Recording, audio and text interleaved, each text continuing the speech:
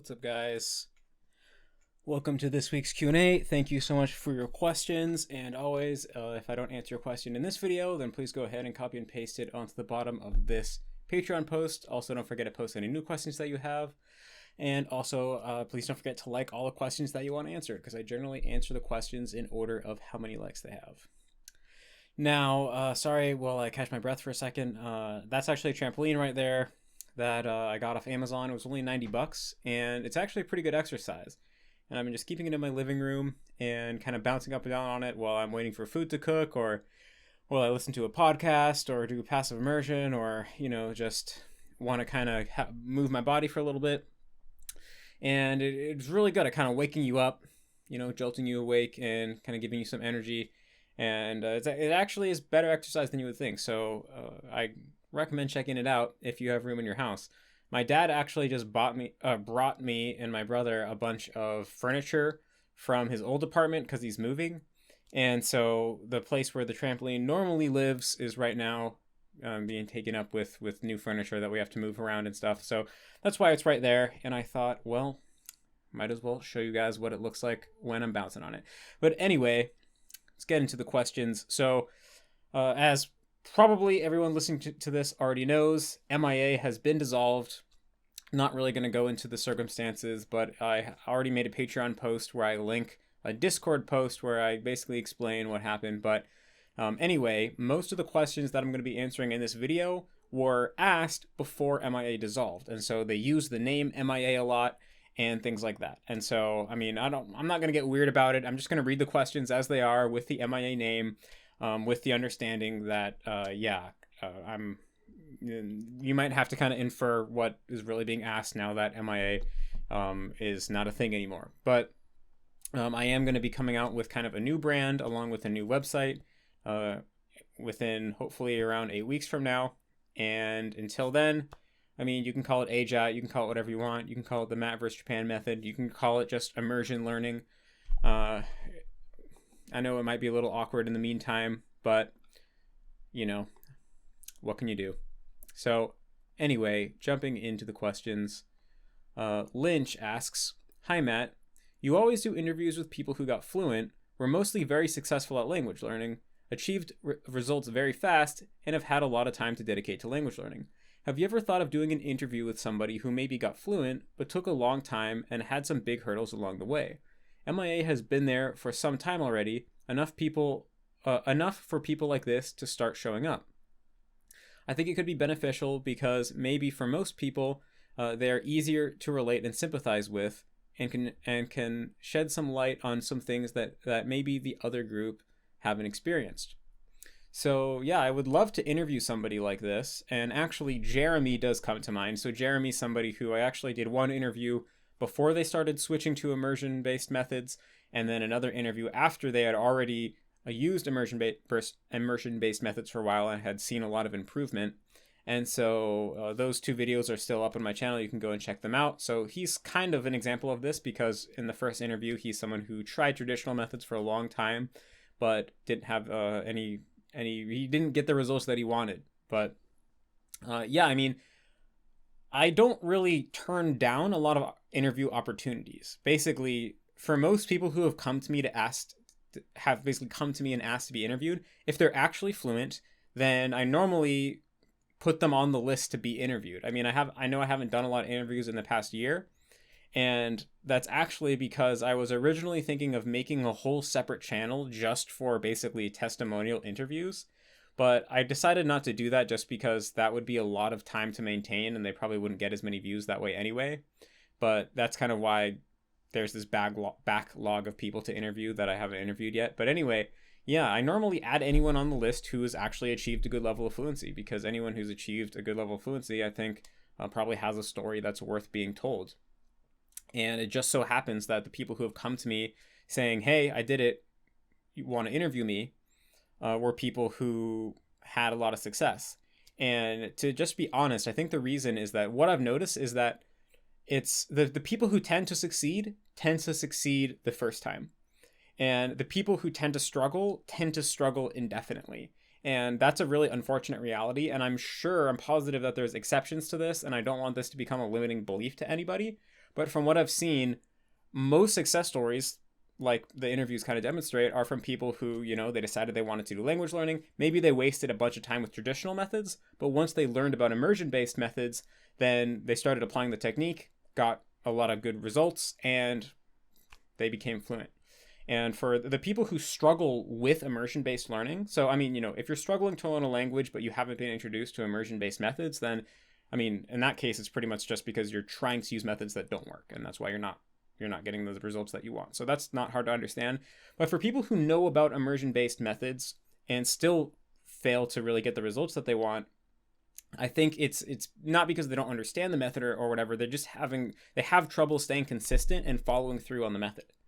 And I know that's something that's really difficult, and that's something that I want to learn more about and make more content about in the future, and I already have some ideas for. But yeah, I think it's really rare for people to overcome those types of problems. The types of problems of just continually procrastinating, continually getting sucked into rabbit holes of native language content, and just never being able to maintain the motivation or have the long-term discipline or install the right habits to be able to succeed. And so I think it is rare for people like that to really turn things around, the people who struggle with taking action. And hopefully that itself will change in the future as awareness of the ideas that are talked about in Atomic Habits, for example, become more and more known more broadly, and there are more people in the community who have conquered these issues and are able to guide the way for other people. Hopefully that more and more people who experience these issues will be able to overcome them. But at the present moment, I haven't really heard of anyone like this, and that's why I haven't interviewed them. So if you are someone like this who struggled with immersion learning in particular for a period of time and was able to turn things around due to lifestyle change or habits or whatever worked for you, or you know somebody like that, then please reach out to me. I would love to interview you. I think that, just like you say, that would be really beneficial, because I think there are a lot of people in the community who struggle with this issue. And in fact, I think that's why this common criticism you hear of basically my content, which is, oh, he's not saying anything new. He's just saying the same thing over and over because learning a language is easy and simple. It's pretty much just immerse in SRS. It's like, well, yeah, that's true from a certain perspective, but if it was really that simple, then there'd be a lot more people who are fluent, right? In reality, getting to strong levels of fluency in foreign languages is something that's relatively rare compared to the population of people who attempt to do that. And so that signals to me that learning a language is not easy. It's not simply a matter of immersion and SRS. It's a much more complicated problem that has a lot more facets to it. And I think a lot of that just has to do with psychology and behavior and being able to really execute long-term on something that can be pretty boring and dissatisfying for a lot of the process, right? That's kind of what mastery is. That's what we're talking about, right? Most things that people master involve a lot of boring and kind of drudgery work on the way to reaching wherever they eventually reach. And so it is the kind of the tricky issue of how do you maintain motivation in light of that and continue to execute long term. And so, kind of rambled on, but I'm hoping that there will be more people like this in the future, and when they show up, I would love to interview them. So Rex asks, are you still planning to learn German? I think I want to learn German. I'm not 100% sure. I don't really want to make any public commitments, because actually this is something that I've been thinking about, how I think having a public presence has really interfered with my own language learning. And I don't want to blame anyone else on this thing, because it's all due to decisions that I made. But I think by putting myself in this position where I'm like the Japanese master who has reached this amazingly high level of Japanese, I've kind of put myself in this position where if I'm not immensely successful with language learning, then I'm either going to look like a hypocrite, or I'm going to look like a liar, or just like a con man or something like that. And because of this, it's really just taken all the fun out of language learning. And I think this is actually a big component of why I haven't really done a lot of Chinese study in the past couple of years, is because there's this idea that if I really got into Chinese study and I really invested myself in it, and I just didn't get amazing results, then I would just be this huge public humiliation, and everyone would stop listening to my ideas and stop watching my videos and think that I was a phony this whole time. And that huge pressure pretty much just makes it not fun to learn Chinese. It's no longer this fun kind of adventure that I'm on where I'm discovering this new world and I can share this with other people. Instead, it just feels like this performance art where I'm like this athlete with this whole crowd who's watching them, and if they don't make the score, then everyone's going to be disappointed or think that they're a failure. And this is a really tricky issue for me, because the obvious solution is don't be public about my language learning, right? If I just did all my language learning in private and I never talked about it, then that would be the most straightforward solution to this issue that I'm experiencing. But I don't really think that's what I want to do, because I know that I do want to share my experiences with people, and I do want to inspire other people to learn languages and meet their goals. And I know that one of the best ways I can do that is by sharing my own experiences, both my triumphs and my failures. And so I think it might be a matter of more just kind of conquering this own personal limitation that I have of feeling like there's all this pressure and I need to perform, and just being willing to put myself out there and be vulnerable and know that, yeah, I'm going to get criticized, but the people who are going to be criticizing me are not my target audience. That's not why I'm making the videos. I'm making the videos for the people who are going to be learning with me and potentially motivated or inspired by my experience. And so I think I would like to learn German. This whole thing I just talked about is kind of like something that's been holding me back. I think I do want to learn Chinese as well at some point, really. I think it might be nice to learn an easier language. No language is easy. I don't want to, belittle or disparage anyone who's learning a European language. But compared to Japanese or Chinese, learning a language like German, I think would be a lot easier. And I think learning a language like German that is easier, and also that the other thing with German is, if I learned it, I don't think I want to get to like a super high level. Like, I think I might be satisfied by just getting to like an A2 or B1 level. I really just kind of want to get a taste for it and learn the basics, so that I know how to pronounce German names that show up, and if there's ever like a German sign or a German company or whatever, I can know what the name means and pronounce German friends' names, and just really basic stuff like that. It's not really important to me that I can pull a random German book off the shelf and read it as if it was my native language. And I'm not like that interested in having deep philosophical discussions with German people who can't speak English either, to be honest. So that's the other thing, is if I'm learning a language that's relatively easy, but also one where I'm also not holding myself to that high of a standard, I'm not necessarily trying to get amazingly good, I just want to learn the basics, then I think that would take a lot of the pressure off, and it would help me learn how to learn a language more publicly, and learn how to put myself out there and be more like Steve Kaufman or Ikenna, one of these people who's talking about their own language learning experience, because ultimately I think that is something that I want to do. I just have to get over those kind of fears. And yeah, then maybe that would be a good first step rather than Chinese, because Chinese is also this language that at this point I have some kind of baggage associated with, because I've started and stopped it so many times. It's also extremely difficult, and I think if I was ever going to learn another language to a high level of fluency, it would probably be Chinese.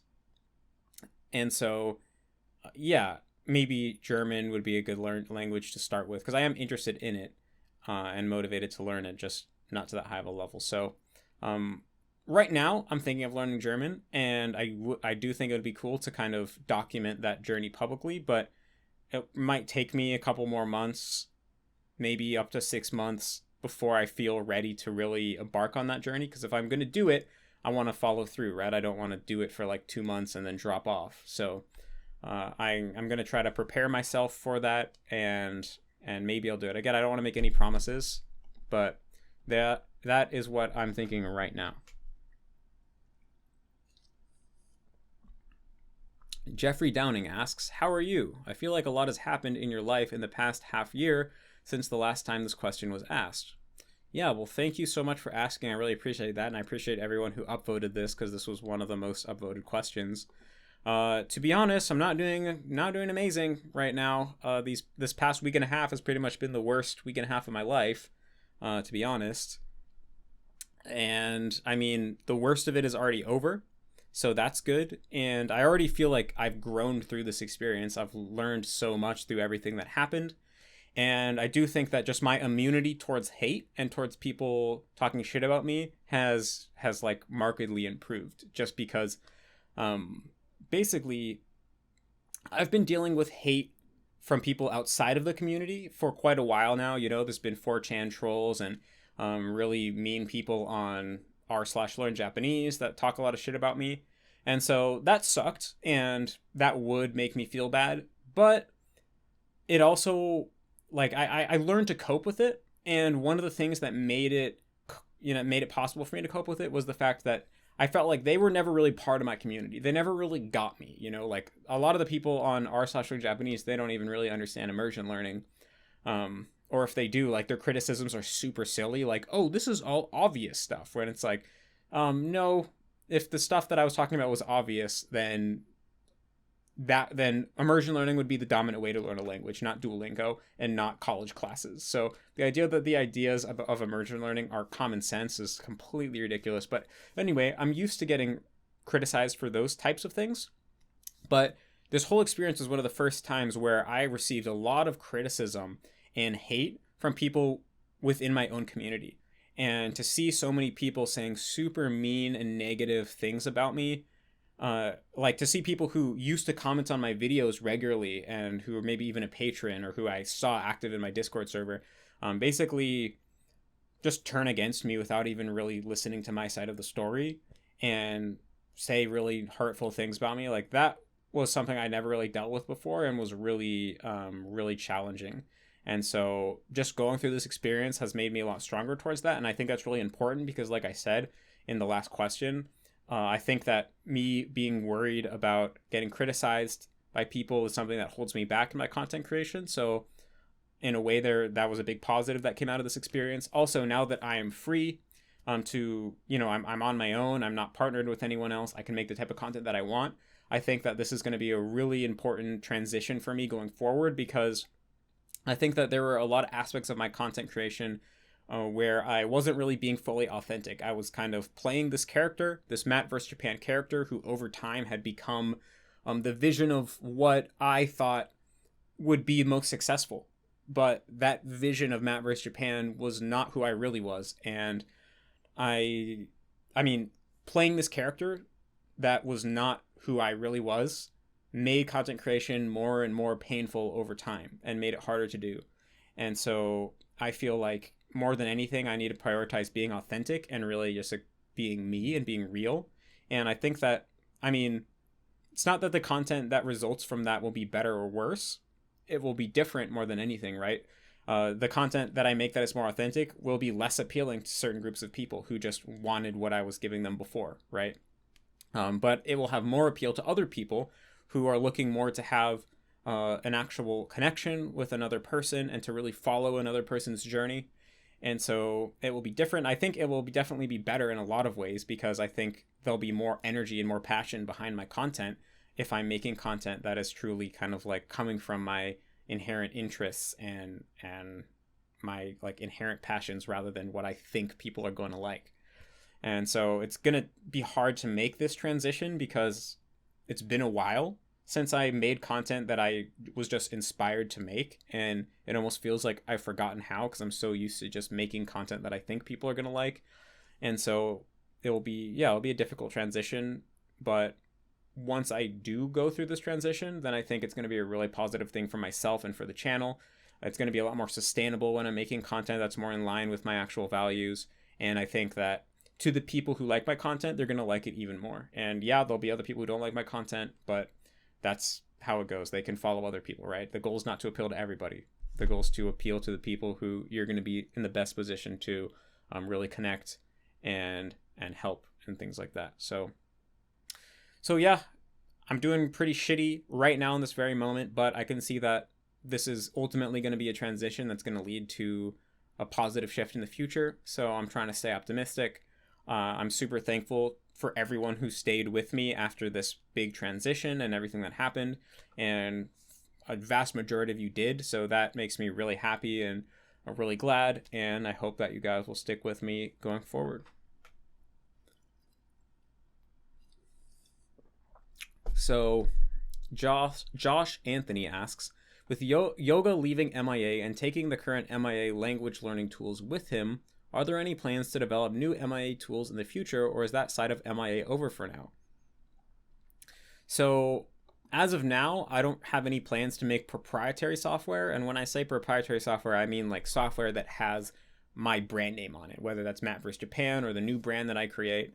And the reason for that is that there's so many software developers in this language learning community, and new tools and new scripts and new extensions and new add-ons are getting created all the time.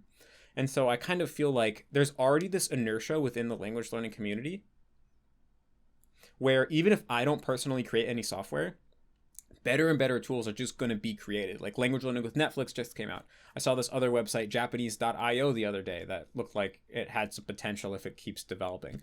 And so, first of all, it feels like even without my participation in this world, it will continue to advance and eventually get to wherever it's going to go. So in a way, I don't need to be participating in it. But the other thing is that it kind of seems like a very low return on investment area to put my energies into, because developing software takes a lot of time and it's really difficult. I learned that through making the add-ons with Yoga. You know, there's always new bugs that pop up. Then you got to update it to keep it update with Anki and make it compatible with other tools that come out. And so it's not as easy as just like, oh, let me just gather up some developers in the community and tell them what to make and they'll make it for me. And then I'll be happily ever after. It's a lot more work and effort if I want to make them good.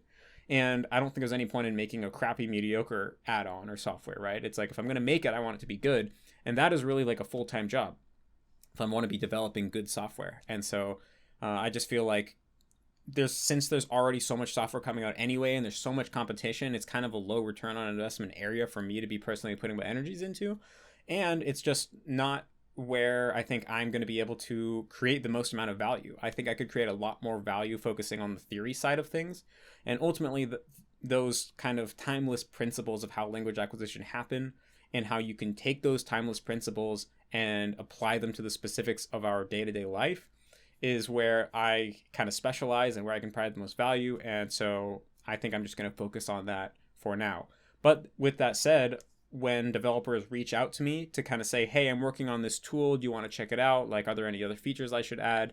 Or if you think this is cool, would you mind shouting it out to the community? Whenever something like that happens, I'll totally be willing to collaborate with whatever developers reach out to me to help develop tools further. They just won't have the Matt vs. Japan brand name on them. And I already have been talking to some developers in the community who are working on pretty cool tools.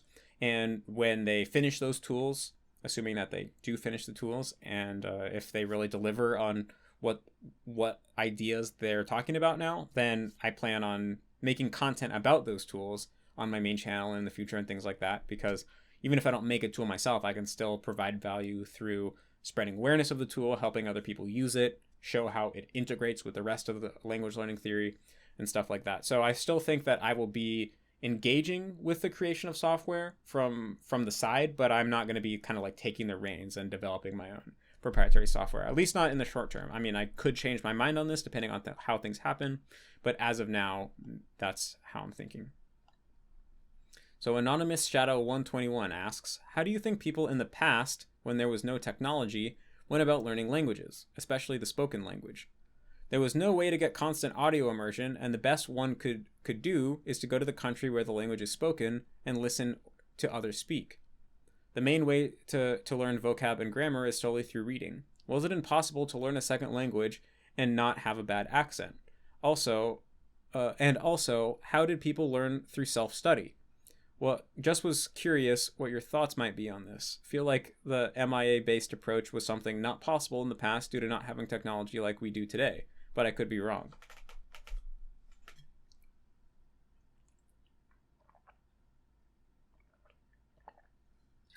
So, first of all, I don't know. I haven't talked to anybody who learned a language before technology, and so everything I'm saying is just complete speculation. Like, there probably are, if you look somewhere and do some research, there probably are like factual accounts of how people learned languages before like 100 years ago or something, and I don't know what those are. So everything I'm saying now could be completely wrong. But the other thing is, you said when there was no technology, but there was always technology, right? Like even 500 years ago, there were still books. There was such thing as books, right? People were still writing things down and things like that. So that's still a technology, right? The written language itself is a technology. And so if you really mean no technology, is like, what does that even mean? Because even like spears or like bow and arrow, that's technology too. So, I mean, I'm not trying to be smart ass. I know that really you probably just mean like before the internet, but that's something to keep in mind, right? Because whether or not you have books is really going to change things. Like, for example, like when I was at college, there were professors who learned Japanese before there was the internet. And so what I assumed that looked like was they had Japanese textbooks that were written by people who could understand both Japanese and English. So there was written textbooks. There was no audio, I'm assuming, unless at the college that they went to at the time there was like a live Japanese professor. Then I guess they could speak to them. But there was a chance maybe they just had a textbook that had explanations of how the language sounded, but no actual recordings to listen to. So if that's the position that you're in, then I mean, it all depends on what you have access to, right? Every answer that I could give is going to completely depend on what you have access to. Some people probably just had textbooks and that's it. Maybe they had 3 Japanese textbooks, for example. If we're talking about an American person from 50 years ago or 60, 70 years ago who wants to learn Japanese, maybe they had 3 textbooks they could get their hands on and they would read those textbooks, and then that was it. Whatever they learned, and maybe that was the extent of their knowledge unless they went to the country. In other examples, maybe that there were 3 textbooks, but then also a whole library of actual texts. Like, for example, there was 3 Japanese textbooks, but then there was like every book that Natsume Soseki ever wrote, and they had access to that. So in that case, then they could just read those books over and over and slowly figure out what words mean and learn that way. Maybe they also had a dictionary that would have been immensely useful. In that case, they probably could have learned a lot through reading, through listening and speaking. If there were no recordings and there were no native speakers that they could talk to, then yeah, there's no way that they could get decent at the spoken language, and there's no way they could develop listening ability. That's just impossible, right? So I'm sure there were lots of people who wanted to learn languages, but were forced to basically stick with the written language because that was all they had access to. Now, if you were, for example, living in the United States, but there was like a Chinatown near you, or there was a bunch of people who spoke Cantonese, and so you wanted to learn spoken Cantonese, so you went and within your own home country just hung around Cantonese speaking immigrants all day, then you could probably slowly pick up the language, get a lot of immersion through that. You might have not had a dictionary, and so going from 0 to 1 would have been really difficult because there's no one to explain how things work. You kind of just got to basically go Tom Cruise Last Samurai style. If you've ever seen the movie The Last Samurai starring Tom Cruise, there's kind of a montage where he learns Japanese just through living in a village of Japanese people. I mean, that's a movie. I don't know how realistic that is, but that's kind of how I imagine it would look like. So I guess they would just have to do that, just pick up little bits and pieces here and there from context, and then slowly learn the basics. And then once you learn the basics, then your learning would probably speed up a lot because you could actually ask what words mean to native speakers, and they could explain that to you, or you could ask them what structures mean and things like that. So you could learn a lot more quickly. So that's probably one way that people learned. And then to a certain extent, if you really wanted to get fluent, you probably had to go to the country. And once you went to the country, then, I mean, you have largely unlimited access to books and to conversations, right? You could go to the bar, just listen to adult native speakers speak amongst themselves and get lots of immersion that way. And then you could go and read books and get monolingual dictionaries and read lots of paper books using the dictionary and things like that. So if we're talking about no technology in the sense of no digital technology, but there still are books, then kind of, yeah, I think there's a million different possibilities depending on what access whatever individual we're talking about had to what resources and what languages. But I think basically depending on what's available near you, if you were going to try to learn a language within your home country, there was going to be a big range of resources ranging from it's virtually impossible because you have nothing, all the way to maybe you could get pretty fluent because there's a significant diaspora of native speakers that you could go and interact with. And then for a lot of people in most circumstances, probably the only way was to go to the country. And then in that sense, you're pretty much just teaching yourself how to read kind of in the same way that like a child would learn how to read. and learning the spoken language just through listening to lots of conversations, brute forcing your way past the beginner stage to the point where you could actually ask what things mean and get clarifications from native speakers and things like that. But overall, yeah, I would say that before digital technology, before the internet, it was like night and day difference with language learning. Like, I think people probably, yeah, they probably, I mean, most people probably didn't get very good. It depends on the circumstance, right? Like, if you were someone who immigrated to the United States 100 years ago, and you just had only American friends, and you taught yourself how to read English, and you actually spent a lot of time reading English books, then I'm sure you could get really, really good. But I imagine that a lot of people probably just learned the bare minimum to get by in that sort of situation. I mean, same thing happens today, but probably, yeah, it was just people would learn the bare minimum to get by, and that was it in a lot of circumstances. I mean, it probably all depends on the person, honestly. But yeah, of course, it was much harder because you can't just go on the internet and have unlimited access to everything. So yeah, I can't really give much more of an answer than I already have, because it's going to totally depend on what resources were available, and that's going to depend on what language you're learning, where you are in the world, exactly what time period we're talking about. So if you want to ask any more specific questions of, like, in this period in history, these are the resources, what would your recommendations be, then I could answer that. But I also don't know, like, how productive that would be, because no one's in that situation. But I mean, it is kind of similar to how, like, I think in the last Q&A, or maybe the one before that, I was answering a question about how to go about learning a language with extremely limited resources. And in that sense, it's pretty much you're left in the same position as somebody who was trying to learn, like, American person who wanted to learn Japanese 100 years ago, essentially, right? Where you could go to the country and just interact with native speakers and then brute force learn it like that. But besides that, then it's really rough, because there's just nothing that you can get access to in your home country, or very little. And yeah, it's like language learning is going to be 10 times harder if that's what situation that you're in. So Cole T asks, what's going to happen with the immersion capsule Patreon goal? So yeah, the immersion capsule was this idea where Yoga and I were going to learn a new language from scratch, and we were going to study it like 24 hours a day and live stream the entire adventure of our studying. So we would maybe for 3 months just learn a language, maybe Korean, maybe French or something, all day, every day, and just live stream the whole thing and see how fluent we could get compared to someone like Benny the polyglot. So it was going to be like MIA versus traditional methods.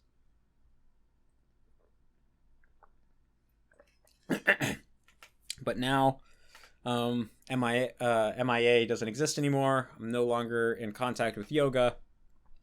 And so really, if I was going to do it, it would just be me doing it by myself. And I'm not completely opposed to it, but it also doesn't really sound that fun. I mean, a big part of it was that I was going to do it with a friend. And so just sitting in my room by myself, immersing all day and like live streaming, like, doesn't sound as fun. So I don't know if I'm ever going to do that, but maybe at some point I will. Or maybe I'll do something more like I'll go to a country and then make like a vlog series where I'm pretty much just learning the language full-time living in the country. Like, maybe I'd be more likely that I'd do something like that. But yeah, as of now, I don't have any plans to do something like the immersion capsule. Joey Jordanson asks, do you think some people have more of a talent for learning Japanese than others? For example, there is, of course, the people who did MIA and or AJAT super hardcore and spoke naturally at 18 months, like Stevie, Brit vs. Japan, and yourself. But then there is Chris, who is able to naturally output at 18 months, but only with a very casual regimen of between 2 to 3 hours a day, with almost no use of Anki outside of RTK. And finally, I can see other people post updates who are allegedly doing MIA for 3+ hours a day for sometimes more than 2 years, and they still seem to be very far from basic fluency. Do you think this has to do with efficiency or talent, or maybe both? So I definitely think that there is something like talent when it comes to language learning, because, you know, I do consultations with people, I do one-on-one sessions, and there's a couple people who I've had many one-on-one sessions with. So I've worked with them over the course of a year or more. And so I know them and their language learning process pretty intimately. And it definitely seems that different people progress at different rates, even if they're doing the exact same thing. that is kind of the conclusion that I've come to based off everything that I have seen. I don't think it's that there's a different method or something like that. It just seems that, yeah, some people are taller than other people. Some people are smarter than other people. Some people are better at musical instruments than other people. And some people are better at language learning than other people. But I don't think that there's anyone who can't learn a language to fluency in a reasonable amount of time. I think it's more like there's a range from person to person and how naturally talented they are. But even people on the end of the spectrum that has less talent, so to speak, can still totally do it. And of all the people I've seen, I haven't seen anybody who isn't able to make solid progress towards their goal. There's nobody who just it doesn't work at all for it. It works for everybody, just it works at different, some people it happens faster than other people. And age does seem to play a role. It seems like the younger people are in general, the faster that they can improve. That is something that I've been observing more. I've known in the past I've said that I don't think age really matters past 18. And I don't think it really does, but I have kind of observed that in general there is a slight trend towards younger people learning faster. That is what I've seen. But yeah, I don't want to create any limiting beliefs for anybody. I think that no matter who you are, no matter how old you are, no matter what your background is, you can definitely use immersion learning to get fluent in any language that you want. And I mean, ultimately, there's no point in comparing yourself to other people anyway, right? I mean, that's kind of the downside of these superstar stories of people like Stevie who applied the method and got super good in 18 months. On one hand, it provides a lot of motivation and inspiration. On the other hand, it can make you feel really bad about your own learning if you don't get as good as fast as those other examples are. And I know this affected me, where I believed that Katsumoto reached this really high level of fluency in 18 months. And when I was at 18 months in my own learning and I wasn't near the level that I thought that Katsumoto was at, that made me feel really bad about my own learning. And I would constantly compare myself to where I thought Katsumoto was at that point in his journey. And it had a lot of negative effects for my psychology. So you have to be really careful with comparing yourself to other people, because at the end of the day, you are you and you're doing your best, and wishing that you were someone else isn't going to be productive, right? So compare yourself to your past self, and that's it. That's the only comparison that's going to be really productive. So I think that's important to say. But another thing that I'll note is that in the specific case studies that you brought up, it is true that I think Chris didn't go as hardcore as Stevie, but I think that for a large part of the language learning process, he was putting in more than 3 hours a day. It sounded like there was significant periods of time where he was putting in up to 6 hours a day. And I'll also say that Stevie was significantly better at 18 months than Chris was. So although we all start naturally outputting at different points in time, that doesn't mean that whenever we start naturally outputting, that natural output is going to be the same quality as someone else's, right? So when I watch Stevie's video, I can see that he makes virtually no grammar mistakes. All the way that he's using words correctly, even though he uses some words that normally would only be used in a book and not really used in real life. And he's quite articulate. So he's at a really impressive level for 18 months. Whereas Chris, he's still at a really impressive level for 18 months of learning Japanese, and way better than any traditional learner I've ever seen. And I'm sure at this point he's even gotten significantly better than he was at the 18th month mark. But he still made a lot of mistakes. He used a lot of words unnaturally. It was clear that he kind of still thought in English and had, English style thoughts when he was speaking Japanese. And so, again, not to put Chris down, I think he was, what he did was really impressive. And I think he does deserve to function as a testimonial or a kind of role model for other people in the community. But I just want to say that it's not like Chris achieved the same level that Stevie did in less time. I just want to be clear about that. I think that he spent less time total, and he also did not get as good results. Not that that's a problem. I think that what Chris did is a 100% success, no matter how you think about it, because he enjoyed his learning, he put in a solid amount of time, and he got results that he was happy with, and they're really impressive, really great results. So I don't want to put him down in any way. I just want to be clear that it's not like Chris achieved what Stevie did just in less time. So, P Falls asks, when setting goals for yourself or tracking your immersion progress, do you think it's more effective to set them as the amount of time spent on an activity, i.e. an hour of reading practice, or just the activity itself, i.e. read 10 pages. For example, watching a movie usually takes around 90 minutes, but if you spend time to re-listen to voice lines, to read subtitles, to make sentence cards and Anki while watching, then it usually takes quite a bit longer than just the original 90 minutes. So in general, I would say I think it's best to focus on the actual time spent, but the really important thing is that you're measuring something that's consistent. So the thing is, if you just mark down that you read 10 pages in a book, well, not every book page is equivalent, right? Like right here, I have a stack of books next to me, and one page of book A is not equivalent to another page in book in book B. And that could be because different books like literally have different sized pages. So one book might literally have like 1/3 more words per page. Also, some books are just more difficult. And so it might take you longer to get through a page, but that doesn't mean that you're doing less work total, right? So you want to be measuring something that is a good reflective measure of your own efforts. And so if you're talking about like, I spent 1 hour reading, well, 1 hour is 1 hour, right? 1 hour reading is always 1 hour reading. Whereas 10 pages is not always 10 pages. Sometimes it's going to be more, sometimes it's going to be less. So the thing about time is that 1 hour is always 1 hour. So it's something that you can measure consistently, and it's going to be truly reflective of what you are putting in. Now, if you're talking about, for example, you're going to measure how much immersion you do based off the amount of content that you consume. Sorry, my throat is really dry.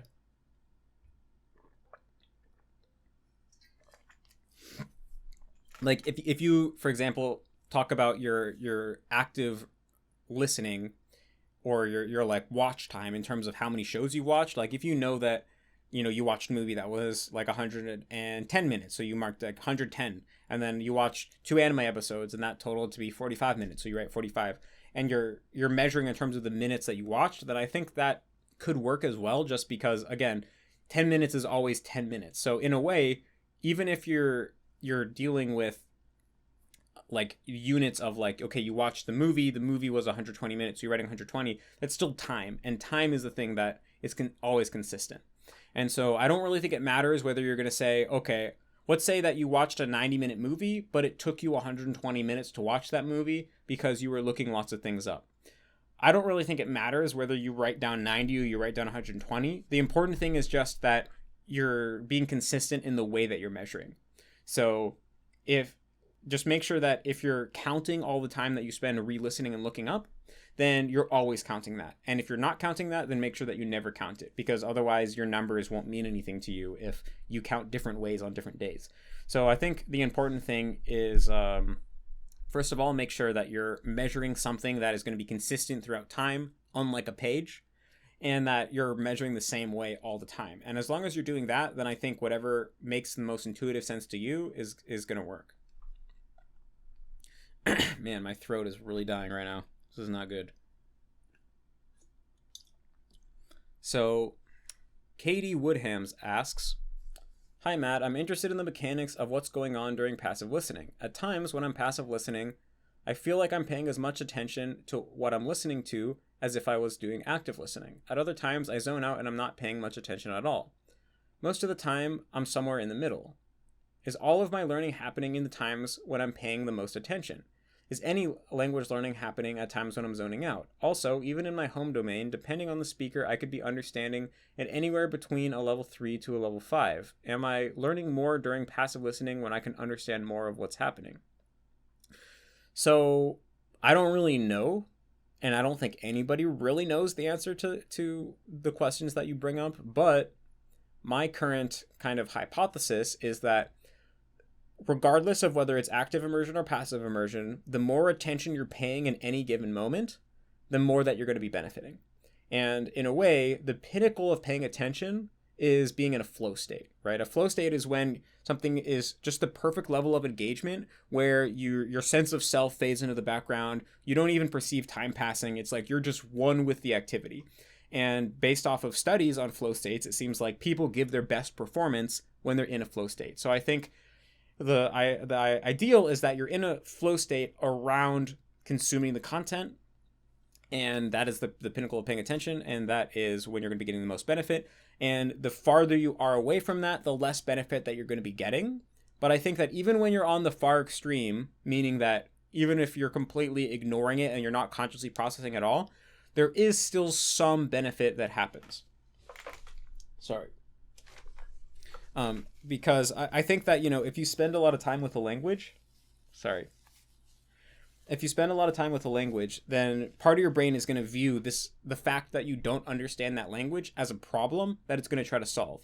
And so even if you just have audio on in the background and consciously you're ignoring it, there's probably still going to be part of your unconscious that is like, oh, that's that language, that's that problem that we're trying to solve.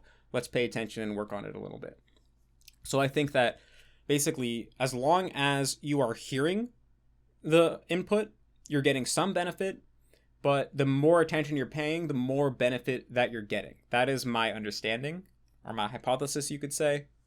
And then in terms of understanding, I think it's hard to say what level of understanding generates the most learning, but I'd say if you're anything below a level 3, then you're probably going to be taking less away than if you're getting like more than a level 3. But then again, even if you're a beginner, then you're not, what you're doing when you're doing the listening is you're improving your ability to parse the phonemes, and that's still going to benefit you. So I think it's kind of a more difficult question to say, like, at what points in the process, what levels of comprehension are ideal for growth. And I think I've answered that in a previous Q&A question. So maybe someone can write in the comments which one that was, but I gave my kind of detailed hypothesis as to that in particular in that other Q&A. So I'll leave it at that. So Nick asks, I wanted to know your thoughts on whether watching anime with subs is completely equivalent to reading practice, or if there are some differences. For example, if someone were to watch 1 hour of anime with subs and then 1 hour without subs, would that be equal to 1 hour of reading manga and 1 hour of watching no subbed anime with no subs? If anime with subs is considered reading and not listening practice, then is it possible for someone to become able to read manga comfortably solely through watching anime with subs? So no, watching with subs is not entirely equivalent to reading. The reason why I say that watching with subs is reading is because it's a lot closer to reading than it is to listening. Because once you see that text, your eyes naturally are glued to that text, and once you're reading the text, the audio oftentimes gets phased into the background a little bit. But ultimately, watching with subs is a hybrid of both listening and reading. And so you're getting some listening benefit and you're getting some reading benefit. And in fact, that's why for most people, they understand the most when they watch with subs, because actually the listening, the audio that they're listening to actually helps them understand more of what they're reading, and the text that they're reading helps them understand more of what they're listening. So your listening and reading ability kind of help each other out to result in the largest amount of comprehension possible. And to talk about specifically what hearing the audio does to help your reading is basically the inflection patterns in a sentence help you parse the grammar a lot. Like there's like this common 3 sentences in English that demonstrate the difference of intonation. I don't remember what it was. It was something like I didn't say you look fat. I didn't say you looked fat. I didn't say you look fat. So those are the same sentence, but they mean 3 different things. And so when you're reading, you don't hear the intonation. And so you have to infer from context which one is the correct or relevant one. And there's other times where it's a lot more difficult than that, where it's not only like you don't know which interpretation is right, but you'll have trouble coming up with any interpretation at all because you won't know like what is the object and what is the subject and what is applying to what in the sentence. And this is part of the problem I talked about in my video called Why You Still Can't Understand Sentences Even Though You Know All the Words. So there's basically those problems, right, where you might know the grammar, but you're having trouble parsing it because knowing which relevant grammar patterns apply is a separate skill than just knowing that certain grammar patterns exist. And that when you're listening and you can hear the inflection patterns, that kind of gives away, it's almost like cheating. It gives away a lot of how to parse the sentence. And so if the only reading you do is watching with subtitles, then when you very first try to read something like manga where there's no audio component at all, you're likely to find that your comprehension drops a little bit because you haven't had any practice at parsing the grammar without having the visual hint to kind of give it away for you. And so I think that no matter how good you get at watching anime with subs, the very first time you read manga, you're still going to understand it all, or the vast majority of it. But you said, is it possible to get to the point where you can read comfortably without ever actually reading manga? I'd say to really get comfortable, you're probably going to have to spend some time actually reading without listening in the background, because it is a different experience. But it's not going to take you very long. Once you can watch something with subs and understand it, it's just going to take a little bit more work to be able to read the text version of that without any of the audio. It's not a very big gap to bridge. So yeah, they're not identical, but they're close enough to the point where if you can watch with subs, then reading is only going to be a little bit away from that. So Hammer asks, I've been creating cards with monolingual definitions for 1 year. Sometimes when I review a card, I remember that the target word is a synonym or is related to other words that I already know. Sometimes I think that neither the monolingual nor the bilingual definitions give me a good understanding of the word. Because of that, I've been thinking about using a thesaurus as complementary information to the monolingual definitions. Do you think that this is a good idea? Could it lead me into getting the wrong idea about the meaning of a word? Is it a waste of time?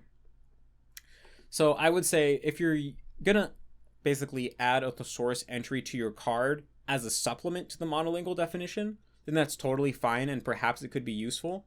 But I would try to avoid falling into the trap of ignoring the monolingual definition and only looking at the thesaurus entry, because I do think that that could end up misguiding you. And I say this because I personally use a thesaurus quite a bit when I'm doing writing. Like when I'm just trying to write an article in English, I'll use a thesaurus a lot to try to find different words to express the same ideas. And sometimes, you look up a word in the thesaurus and you see 5 other words that pretty much mean the exact same thing.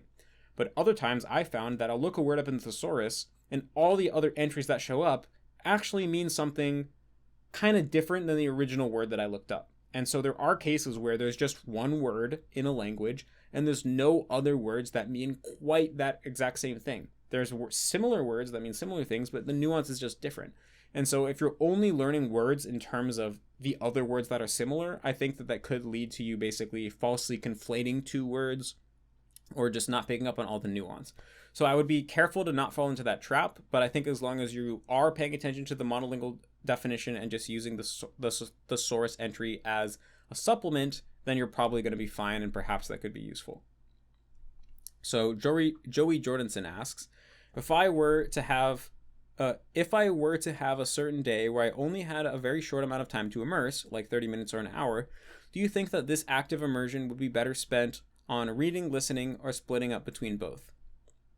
So I think that it depends on where you are in the process, because if you're at a portion in the process where you're mainly focused on improving your listening ability, then you probably want to spend that time listening. Whereas if you're at a portion in the process where you're mainly focused on reading ability, you probably want to focus on reading. But another thing to take into account is that you're talking about you have a limited amount of active immersion, I think. I mean, you didn't really specify. But one possibility is that you have a very limited amount of active immersion time, but you are able to get in a few hours of passive immersion. Well, because passive immersion pretty much is necessarily listening, because you can't really passively read, then it might be worth to spend the small amount of active immersion time you have reading, just so that then you end up getting both listening and reading in total. And so that's something to take into account. So in general, I'd say if you only have a limited amount of time, focus on the modality that you're just most focused on during that period of your learning. So if you're mainly focused on reading, do reading. If you're mainly focusing on listening, do listening. With the caveat that if you have passive immersion time, then maybe lean more towards doing reading during your active time and then listening during your passive time, so that you can get both in total. So those are all the questions that I copied down. My voice is also hurting really bad. My throat is hurting really bad, so I should probably stop. So leave this one just a tad bit early today. I mean, I'm almost at an hour, so it's not even really early. But anyway, thanks so much for supporting. Thanks so much for asking questions and upvoting the questions that you wanted answered. And best of luck with your language learning.